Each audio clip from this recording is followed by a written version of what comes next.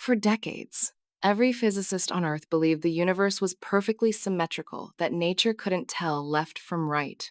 They were spectacularly wrong. One woman ran the experiment that shattered that law in 1956.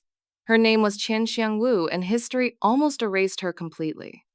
Two brilliant theorists, Li and Yang, had a problem. They believed a sacred law of physics, parity, symmetry might be completely wrong, but they needed someone to prove it. So they went straight to Wu. They knew she was Zos experimental physicist alive for the job.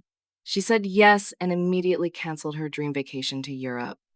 Wu set up her apparatus at the National Bureau of Standards, a brutally complex experiment cooling cobalt 60 atoms to near absolute zero.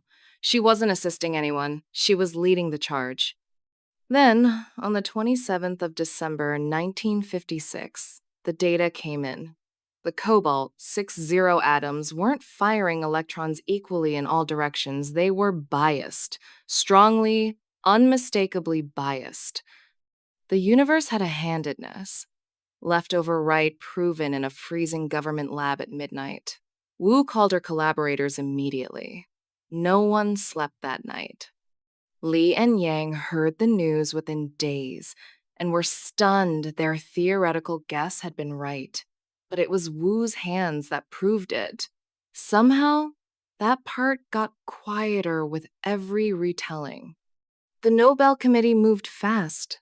Just 10 months after Wu's result, Li and Yang accepted the 1,957 Nobel Prize in Physics.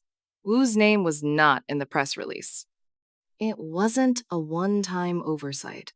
Over her lifetime, Wu was nominated for the Nobel 23 times. 23 times the committee looked away.